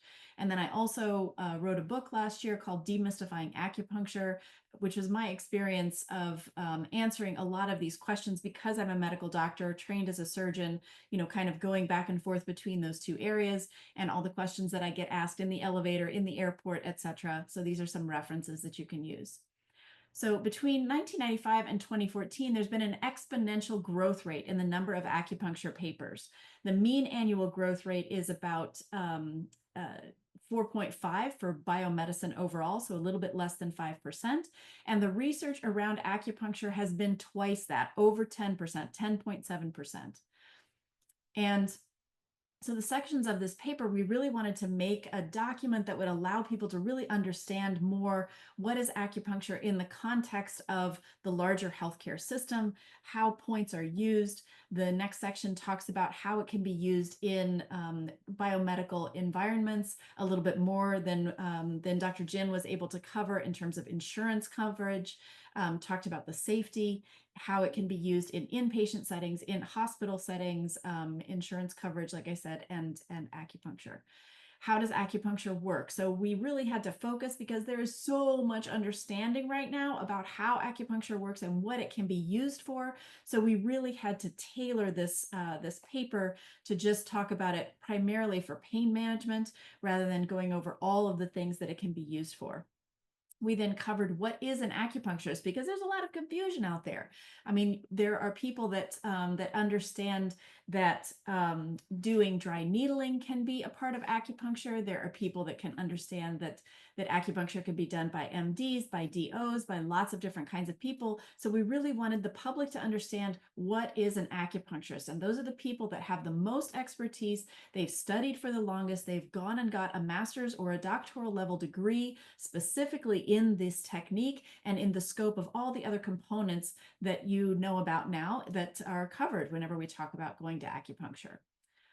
Then we also covered the training, certification, and regulation of acupuncturists. And Dr. Jin was just sort of highlighting some of those areas that are challenges in all the different states, just like they are for every kind of practitioner. So medical doctors are licensed and boarded in a very similar way to acupuncturists, chiropractors, naturopathic doctors, physical therapists, all kinds of folks that you go to see for your medical issues are regulated in the same sort of way. There's national boards, but then there are state requirements and they vary state to state. So we wanted to explain that to everyone and give a lot more details and transparency about the level of acupuncture training that acupuncturists do, as opposed to the shorter forms for medical doctors and the very, very, very short forms that physical therapists do. We also wanted to talk about governmental and educational oversight and then some of the professional regulations and organizations. There are also 3 appendices at the end of this paper. The first one is a laundry list of highlights of governmental and private agency advocacy for the inclusion of acupuncture in medical services. Everybody from the Department of Defense and the VA system, the Veterans Association system, to the Mayo Clinic, I mean, cancer centers all over the country, etc. So it's not just us thinking that this is a really good thing, but it is all of these other larger organizations that have reviewed the medical literature and really feel like acupuncture is unparalleled in its utility within a larger biomedical context. There's also an appendix speaking specifically about the varying degrees of certification, training, and so forth of all the different kinds of professionals that are practicing acupuncture so that you can make a decision for yourself about how you can best be served and the kind of person that you can seek out in your community. And finally is the workforce analysis and market research report that's about 70 pages that was done through our Lovell Foundation grant. Talking about all the different kinds of practitioners and so forth. Just again, a little bit more detail for those of you that really that want to grok some of the details about how acupuncture works. This is another image. I showed you one already with acupuncture as kind of the iceberg, but this is really the scope of the way that we're starting to think about acupuncture and herbal medicine in this country, because Chinese medicine as a modality is just absolutely powerful. But if we use the term just Chinese medicine, then we miss out on the Japanese medicine, the Korean medicine, the Vietnamese medicine, and so forth. There's so much richness to the way that acupuncture is practiced in this country that we want to honor and really appreciate the tremendous resources and wisdom that the Chinese community brings to the table, but also incorporate the rest of the cultural components that have made acupuncture what it is in this country.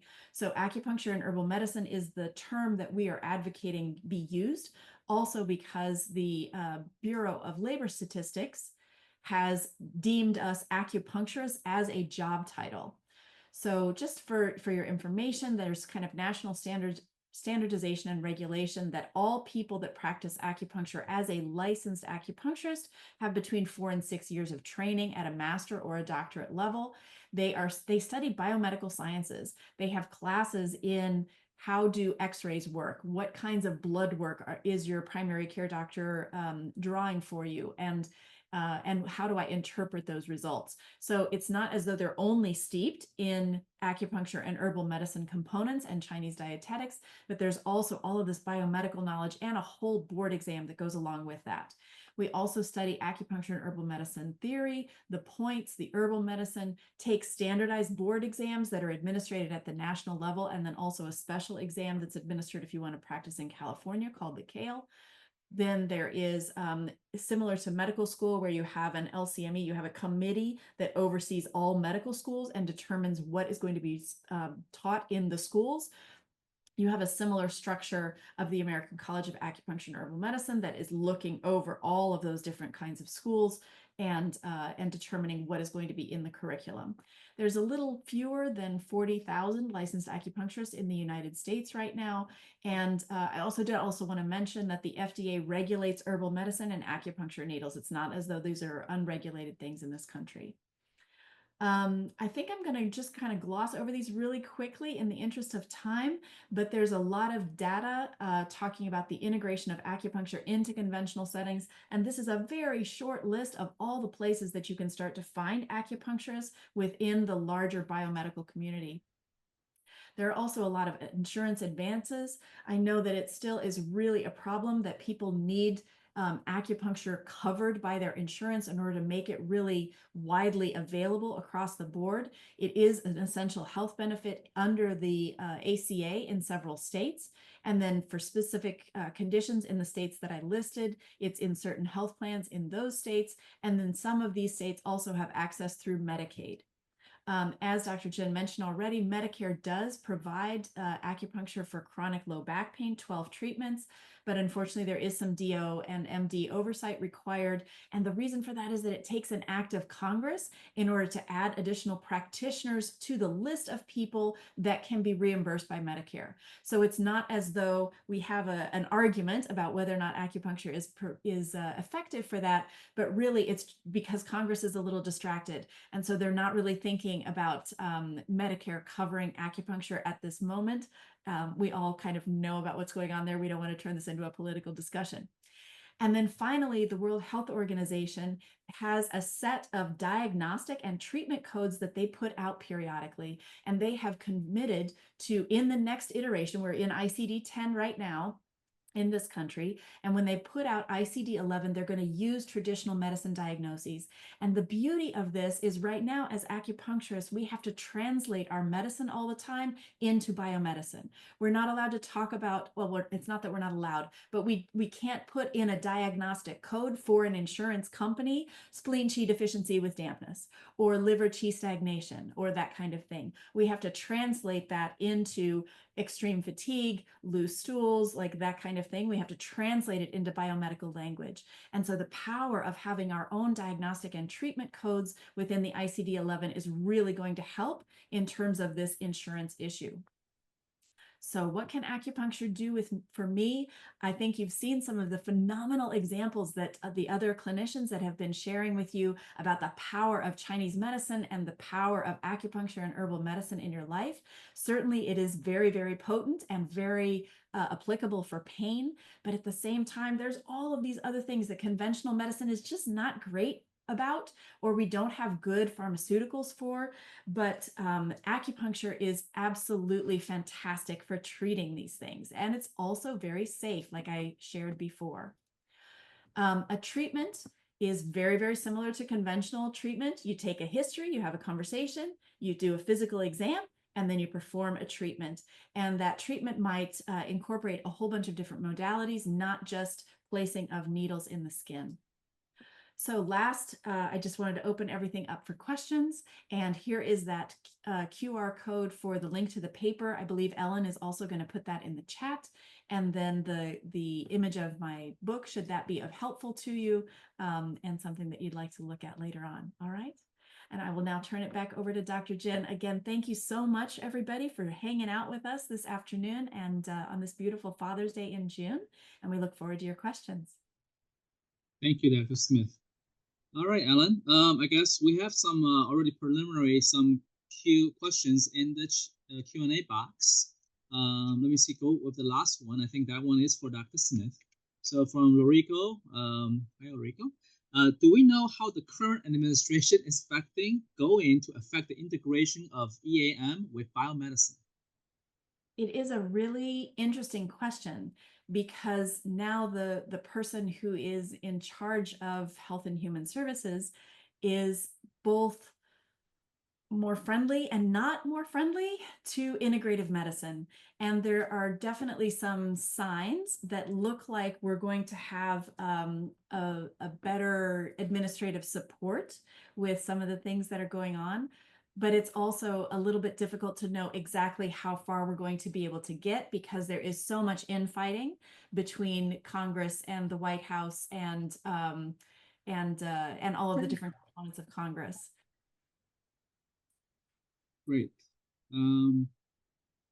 I'll go back here again, finishing all these first before we open up for other additional ones. So again, from Lorico again, I think this question is there for Mr. Xiaoming Li. She asked, do the triple therapy protocol differentiate between, say, wet eczema and dry eczema, or is it pattern differentiated? Yes, that's a very good question. The triple therapy covered general eczema types. However, the acute eczema, most time, you will see oozing, redness, right? So the much chronic eczema, you will see redness, but sometimes the chronic eczema can have acute flares. So therefore, you may, if you have flares, you may use the triple therapy. It's more handle the acute conditions. And then you see, I didn't go over detail. There are different formulations, the T1, T2, T3. The 3 is more for dryness. So that's, I have a differential for different types. Thank you. Thank you. All right, then next one, I think it's for me. Sandy W asks, how can Chinese in the Houston area access acupuncture if they also have financial barrier? There are also many Chinese who lack health insurance and are overlooked in the minority health. Thanks. Yes, that's definitely an issue about accessibility and affordability, right? So I think, the best bet in Houston area will be look for a community style acupuncture clinic, because typically those acupuncture clinics will offer lower cost or sliding fee scale services. Of course, they're not, of course, as it's they probably not have private rooms or things that a normal clinic would do, but from a fee standpoint, they're still accessible, and they're typically still a man or a woman, staffed by qualified practitioners with license. Then other thing is that if you're looking for some, maybe closest to you or a recommendation, but they're just out of your range, right? Sometimes you can ask if they offer any prepaid or gift cards or group discounts. Some of those clinics do offer those for long-term patients who a chronic condition that need more than a couple sessions. So if you ask, it never hurts, right? And a lot of times even if your insurance does not cover acupuncture, if you have a health savings account or flex spend account, those benefit cards sometimes can be used for acupuncture. So double check on your provider and then get your receipts. And then also sometimes your super bills, right, from your clinic, that if you do have, having insurance that have out-network benefits, even though it's not 100%, maybe just 20, 30, 40%, keep your receipts handy and you can use that toward some coverages for acupuncture. All right. We have, again, Dr. Lee, your question for you again. Fen asks, what are the major ingredients in your TCM therapy? Oh, okay. I have a slide there. I think I just did not go over that. For internal, it's about 6 or 7 herbs. And then for the external, there include the ingredients. It's not just. My question is, Dr. Lee, do you mind sharing that particular slide, or you can just for our participants? Yeah, that's. I think there are particular slides, and then anyone interested, I can send the formulation. Actually, okay. A simple question is that we had a review article published in Annals Allergy, Asthma, Immunology. There, I listed very detailed ingredients and how to use that. And the book, we also listed. Okay, so we'll just put it in the chat. I can send you the copy of the article and the link of the book. That explain everything. Right. If you can put that in the chat or have Ellen put it in for you, okay? Then, yeah, I will. Okay. And then one more question. I think it's the same question. What are the main books of herbs in your triple process? Can you ingest these herbs by brewing them into a tea, or do they have to be applied topically? So is it still for me? Yes, still your okay. So for general population, you consider the convenience, right? So then, as I showed the photos, the internal, external, the topical are all made ready to use. But I do reserve the raw herb, prepare a fresh tea. I call fresh tea for the individuals. He or she or he. It's very sensitive. Just cannot use anything if you pre-made, because the pre-made capsules most of the time contains cornstarch. Some kids cannot tolerate. Then you just give the raw herb to the family and tell them how to make a fresh tea at home. But generally, if a patient tolerate very well, I give them already made products. Okay, 2 more questions for you, Dr. Lee. Okay. We have Lorico again asking the triple therapy protocol. How well did American infants and children do with taking these internal medicines? What about occurrences of plateauing? Okay, good. This is a beautiful question. For the young children, very young children, infants, less than 1 year old, I just give them a topical treatment. I do not give them tea. And most of the time, they respond to this protocol very well. You do not need to use triple therapy. However, in children more than 1 year old or the adults, very chronic eczema, internal treatment is important. Yes, get rid of that. Okay. I think last one is any suggestions from TCM for acne and pimple treatment? Still for me? Yes, last one. For acne? Yes. So acne and eczema, I think traditionally people believe are very different. Dr. Smith can comment on that.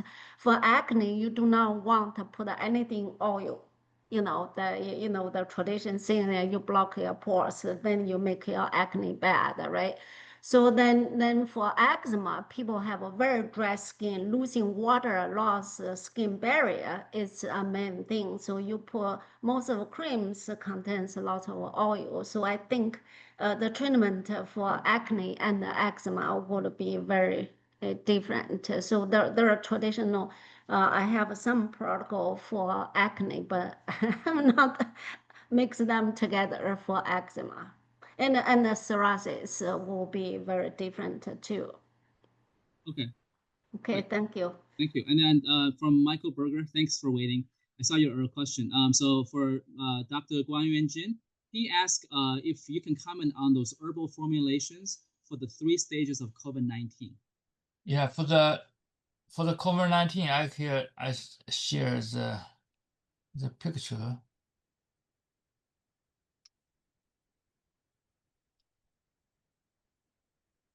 Yeah, this is the principle, treatment principle for the 3 stages. First stage, the early infection, we just detoxing. What kind of formula? Usually, most formula for antivirus, the function, the herb, all can use. Okay, because most they all try to eliminate the toxin quicker, like promote the urination or remove like help the bowel movements. This is helps the toxin or virus out of the body, or kills the virus. Some herb has antivirus function like Jininhua, or can use. Okay, this is the second stage. Most of we call the treat the intestine and the lung together, because I can show here is like this one. We show the lung and the intestine. You can see there was the virus or the toxin come from lung to into intestine, or return from the intestine to the lung. So treat together, like promote the bowel movements, or like in Da Huang, or kill some virus in the intestine. They use like Huang Po, Huang Lian. This all can use. That also can treat the lung together.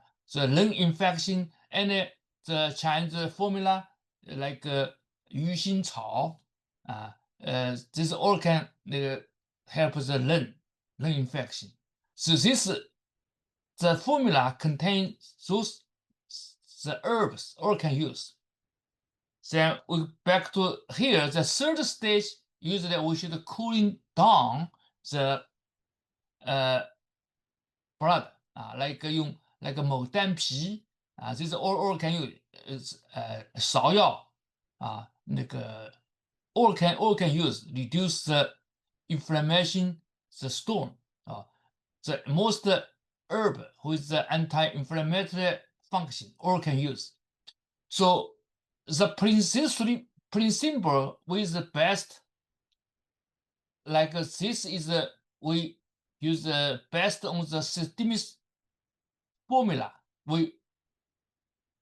You can see the S equal B over 1 minus K plus A. This is for B, just detoxification. For the K plus A, use the tonification herbs. So this is we generate the principle and the theoretic basis. So also for B, like we treating the symptoms based on the pattern differentiation, or treat treating the本, or the root cause based on the pattern differentiation. So this is all the general principle. Then derive the 3 principles or 4 principles for the 3 stages. That's it. Thank you.